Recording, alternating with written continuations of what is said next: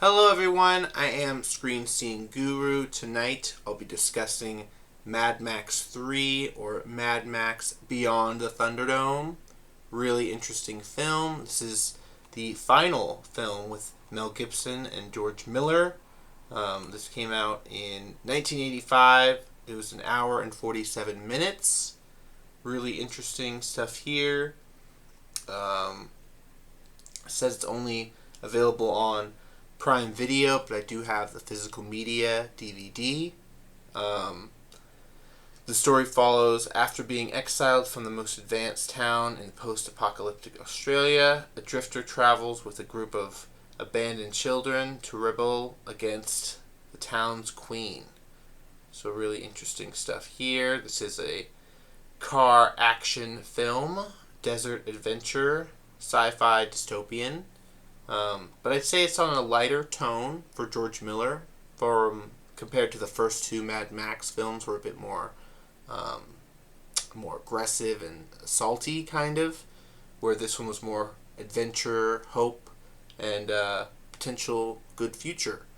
It did star Tina Turner, who did the soundtrack. She did songs for the movie, which was very nice. Like I said, Mel Gibson was in it, but we did get a returning cast member, Bruce Spence, who flew the plane in the second Mad Max film. He returns in this one. And there's a little bit more lore explained in this film. We do see a group of children.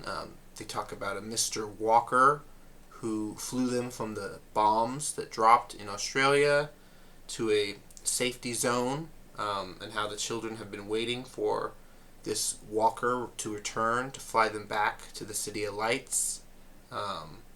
We talk about Bartertown, which is this town that has effectively ran off of methane from pig manure, which is very interesting. There's a bit of a rivaling faction between Tina Turner's side, her group on top, and then the people of the underground, which Mel Gibson begrudgingly helps her dethrone the underground.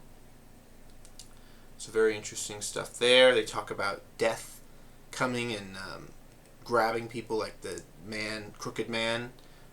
Death comes for them. Death comes for us all. It's very interesting stuff. At the end of the film, though, they talk about, there's a line where they say they are meant to return to the cities, bring light to the cities, and then eventually the road warrior will return. So I kind of wish that they'd set that up for George Miller to do a fourth film with Mel Gibson. I'm kind of hoping, crossing my fingers, they'll still do another one. I do get that, the Road Warrior, Mad Max Fury Road was supposed to be a subtle reboot, but I didn't really get a sense that Tom Hardy was that much of a Mad Max character. Seems like he was running a lot in that film.